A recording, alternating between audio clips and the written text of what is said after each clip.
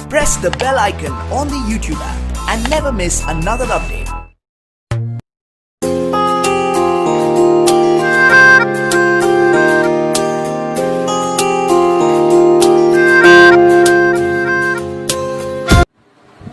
Hello student, मैं जितेश जोगी एक बार फिर हाजिर हूँ अपने चैप्टर 6 की क्लास 4 लेकर के। तो हमने इससे पहले 3 क्लासेस पढ़ ली थी। अब हम अपनी जो नेक्स्ट क्लास है चैप्टर 4, इसके अंदर हम पढ़ेंगे फैराडे के जो नियम थे, वो लेंज का नियम क्या होता है वो सभी हम पढ़ेंगे। तो मैं एक बार आप सभी लोगों का, सभी स्टूडेंट का, सभी दोस्तों का एक बार फिर से अपने यूट्यूब चैनल पर स्वागत करता हूँ। तो आइए अब हम स्टार्ट करते हैं अपनी चैप्टर 6 की क्लास 4। तो इसके अंदर जो भी आएंगे वो आपको बता रहे हैं। तो इसके अंदर सबसे पहला टॉपिक जो आएगा वो है फैराडे का जो विद्युत चुंबकीय प्रेरण के जो नियम है वो है। तो देखो, चुंबकीय प्रेरण जो हमने इससे पहले पढ़ लिया था इंडक्शन वाला, तो उसके बारे में कुछ परिभाषित किया गया है, 2 नियम बनाए गए हैं। तो वो अभी मैं स्टार्ट कर रहा हूँ। तो एक बार फिर से मैं आप सभी स्टूडेंट का अपने YouTube चैनल पर स्वागत करता हूं। तो चलिए अब हम स्टार्ट करते हैं अपना क्लास 4 का पहला ही चैप्टर।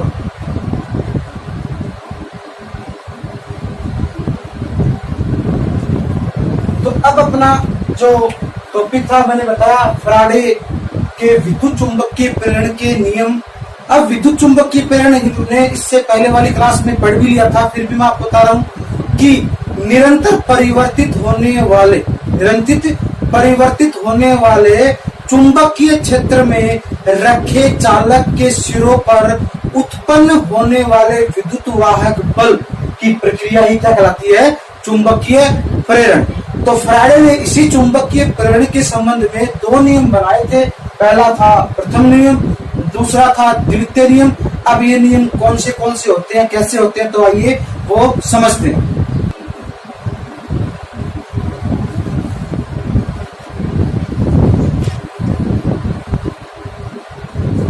देखिए, अपना जो प्रथम नियम है, फर्स्ट रूल है, वो क्या कहता है, तो ध्यान से सुनिएगा। क्या कह रहा है?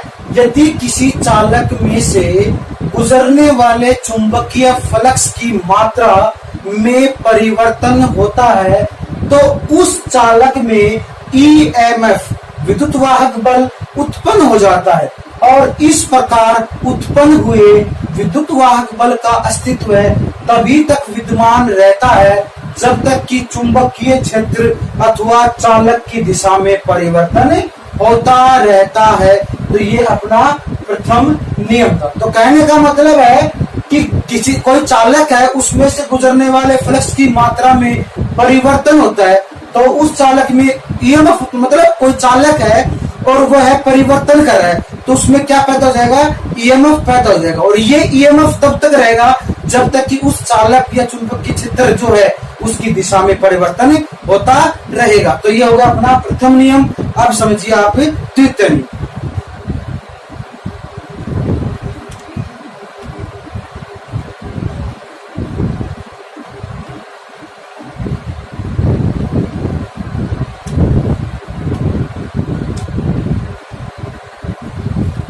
तो ये अब अपना नंबर 2 सेकंड रूल, द्वितीय नियम क्या कहते हैं, ध्यान से देखिएगा। प्रेरित मतलब इंड्यूस्ड होने वाला प्रेरित विद्युत वाहक बल का मान, इसमें ई में प्रेरित विद्युत वाहक बल का मान चुंबकीय फ्लक्स की मात्रा में परिवर्तन की दर, और परिवर्तन की दर कौन सी थी?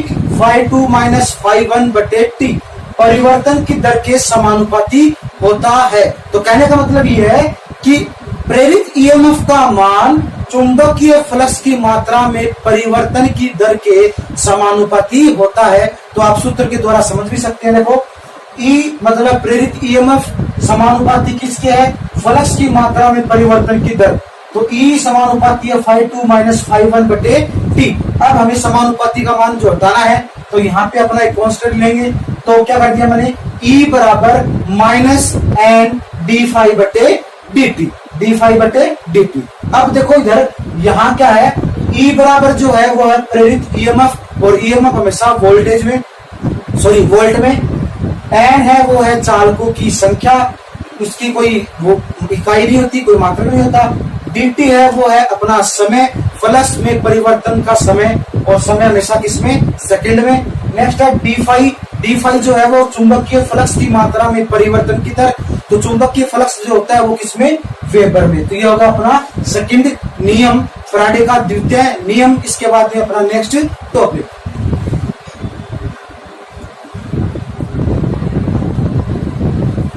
तो अब अपना नेक्स्ट टॉपिक जो है वो है प्रेरित विद्युत वाहक बल। प्रेरित विद्युत वाहक बल से क्या तात्पर्य है वो सुनिए कि किसी चालक में प्रेरित ईएमएफ निम्न दो प्रकार से आप समझ सकते हो। नंबर 1 है गतिजन्य प्रेरित विद्युत वाहक बल, नंबर 2 है स्थितिजन्य प्रेरित विद्युत वाहक बल। अब प्रेरित विद्युत वाहक बल का बात करेंगे तो प्रेरण के सिद्धांत पे तो कहेंगे किसी चालक में चुंबकीय प्रेरण के सिद्धांत पर उत्पन्न होने वाला विद्युत वाहक बल तो वो कहलाता है प्रेरित विद्युत वाहक बल। और प्रेरित विद्युत वाहक बल के कारण चालक में से प्रवाहित होने वाली विद्युत धारा प्रेरित विद्युत धारा कहलाती है। और इसी प्रेरित विद्युत वाहक बल को समझने के लिए हम दो प्रकार से नियम लगा सकते हैं। नंबर 1 है गतिजन्य प्रेरित विद्युत वाहक बल, नंबर 2 है स्थितिजन्य प्रेरित विद्युत वाहक बल। अब हम इसको एक एक समझ रहे हैं। तो पहला नंबर का टॉपिक अपना गतिजन्य प्रेरित विद्युत वाहक बल, तो ध्यान से देखिएगा क्या होता है। तो अपना जो फर्स्ट है प्रेरित विद्युत वाहक बल में गतिजन्य प्रेरित विद्युत वाहक बल होता क्या है, तो थोड़ा ध्यान से सुनिएगा कि जब कोई चालक किसी चुंबकीय क्षेत्र में इस प्रकार गति करता है कि उसके द्वारा चुंबकीय फ्लक्स का छेदन होता है तो उसमें प्रेरित विद्युत वाहक बल गतिजन्य प्रेरित विद्युत वाहक बल कहलाता है। और इसका जो सूत्र होता है वो होता है E बराबर क्या, E बराबर BLV साइन थीटा, E बराबर BLV साइन थीटा। अब यहाँ पे क्या क्या तो सुनिए, यहाँ जो E है वो है प्रेरित ईएमएफ और ईएमएफ हमेशा वोल्ट में। B है, B बराबर है चुंबकीय फ्लक्स घनत्व है जिसका मात्रक होता है वेबर प्रति मीटर स्क्वायर। L बराबर है चालक की लंबाई और चालक की लंबाई हमेशा मीटर में। V जो है वो है चालक की गति जिसे हम मीटर प्रति सेकंड में लिखेंगे। और जो कोण बना है वो कोण है साइन थीटा। तो साइन थीटा क्या है, चालक की गति दिशा और चुंबकीय फ्लक्स के बीच बनने वाला कोण जिसे हम बोलेंगे ज्या कोण। तो ये हो गया गतिजन्य प्रेरित विद्युत वाहक बल। अब इसके बाद में अपना नेक्स्ट है स्थितिजन्य प्रेरित विद्युत वाहक बल। तो देखिए अब अपना नंबर 2 है स्थितिजन्य प्रेरित विद्युत वाहक बल। किसे कहते हैं, ध्यान से सुनिएगा। यदि कोई चालक किसी प्रत्यावर्ती चुंबकीय क्षेत्र में स्थित हो तो वह स्थित अवस्था में ही चुंबकीय फ्लक्स परिवर्तन में बाधा डालता, मतलब चुंबकीय फ्लक्स जो परिवर्तन होता है उसमें क्या डालेगा, बाधा उत्पन्न करेगा। तो फैराडे के नियम के अनुसार उसमें ईएमएफ जो विद्युत वाहक बल है वो पैदा हो जाता है और जिससे क्या कहते हैं स्थितिजन्य प्रेरित विद्युत वाहक बल। अब जो स्थितिजन्य प्रेरित विद्युत वाहक बल है वो भी दो प्रकार का होता है। एक तो है स्व प्रेरित ईएमएफ, एक होता है अनन्य प्रेरित ईएमएफ। अब वो दोनों क्या होते हैं तो थोड़ा ध्यान से सुनिएगा। मतलब पहला तो जो होता है वो स्व प्रेरित होता है और नंबर 2 जो होता है वो होता है अनन्य।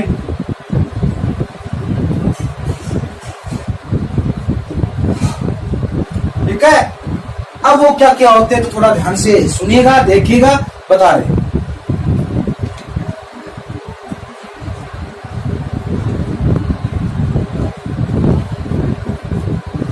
तो अपना नंबर 1 है वो है स्व प्रेरित विद्युत वाहक बल।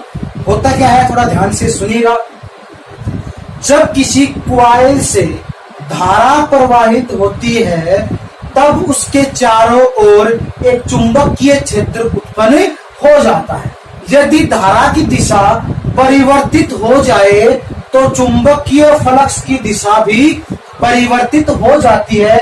इसलिए फैराडे के नियम के अनुसार चुंबकीय फ्लक्स का छेदन होता है और ईएमएफ उत्पन्न हो जाता है, जिसे क्या बोलते हैं, स्वयं प्रेरित विद्युत वाहक बल। तो कहने का मतलब यही है कि जब किसी कॉइल, मतलब कोई कॉइल है, उसमें से विद्युत धारा प्रवाहित करवाएंगे तो उसके चारों ओर एक चुंबकीय क्षेत्र उत्पन्न हो जाएगा और फैराडे की विद्युत के नियम के अनुसार उस चुंबकीय फलक का, उस चुंबकीय बल रेखा होगा, उन टर्नों का छेदन होगा और उसमें एक ईएमएफ पैदा हो जाएगा। और ये ईएमएफ पैदा हो जाएगा तो जिसे हम क्या बोलेंगे, प्रेरित विद्युत वाहक बल। कौन सा, स्वयं प्रेरित विद्युत वाहक बल। इसका जो सूत्र होता है वो होता है E बराबर -L DI/dt। और यहाँ पे जो E है वो है प्रेरित ईएमएफ, जिसे लिखेंगे हम वोल्ट में। L जो है वो है स्वयं प्रेरण, जिसे लिखेंगे हेनरी में। DI है वो है विद्युत धारा की परिवर्तन की दर, जिसे लिखेंगे हम एम्पियर में। और dt है वो है समय अंतराल, समय, जिसे लिखेंगे हम सेकेंड में। अब इससे पहले वाले में हमने n से पहले माइनस लगाया था, इसमें भी l से पहले माइनस लगाया। वो इसलिए लगाया है कि जो चुंबकीय फ्लक्स की दिशा में परिवर्तन हो रहा है उसी के लिए हमने इसमें क्या लगाया है, माइनस। इसको आप एक चित्र के द्वारा, एक डायग्राम के द्वारा भी समझ सकते हो कि ये कॉइल है, कॉइल में चुंबकीय फ्लक्स का छेदन होता है, इसमें रेजिस्टेंस लगा दिया, सप्लाई दे दी, तो उसमें चुंबकीय फ्लक्स का छेदन हो रहा है और उसमें विद्युत वाहक बल पैदा हो रहा है, जिसे हम क्या बोलेंगे, स्वयं प्रेरित विद्युत वाहक बल। तो ये होगा अपना स्वयं प्रेरित विद्युत वाहक बल। इसके बाद में अपना नेक्स्ट अन्योन्य।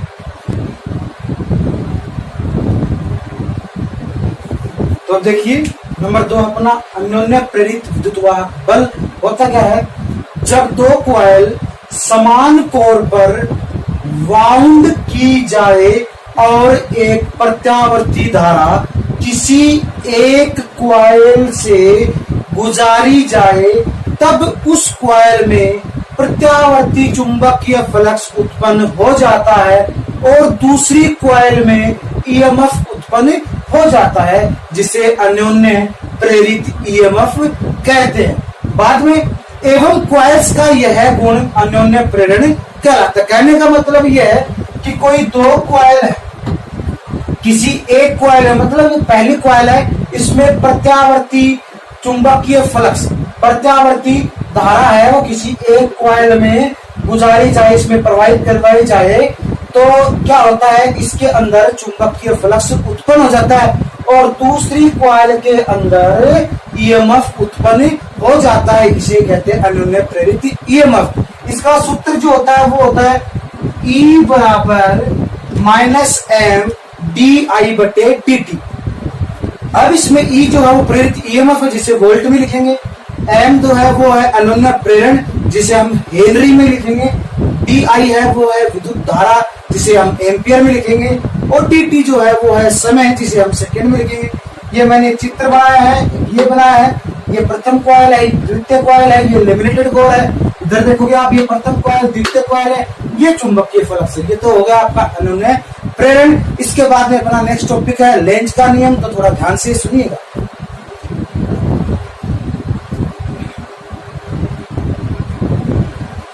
तो अब अपना नेक्स्ट एंड लास्ट टॉपिक है वो है लेंज का नियम, और बहुत ही very very important in this topic, in this chapter, Lenz का नियम।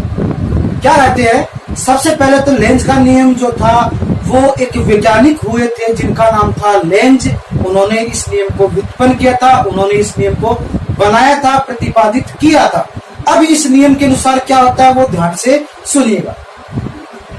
किसी चालक में प्रेरित विद्युत वाहक बल एवं जनित्र प्रेरित विद्युत धारा की दिशा सदैव इस प्रकार की होती है कि वह उस कारण का विरोध करती है जिसके कारण उसकी खुद की, मतलब उसकी स्वयं की उत्पत्ति उत्पन्न की गई है। तो कहने का मतलब है कि कोई चालक है, उसमें प्रेरित विद्युत वाहक बल और एवं जनित्र विद्युत धारा की दिशा इस प्रकार की होती है कि वह उस कारण का विरोध करती है जिसके कारण उसकी उत्पत्ति हुई है, तो कहलाता है लेंज का नियम।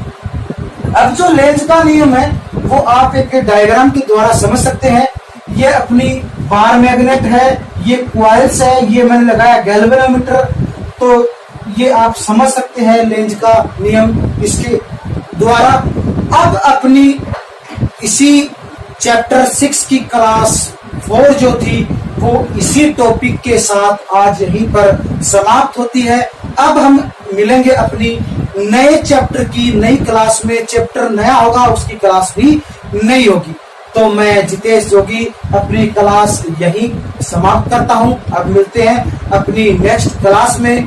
तो आप सभी स्टूडेंट का धन्यवाद। आप यूं ही देखते रहिए, पढ़ते रहिए और कुछ सीखते रहिए।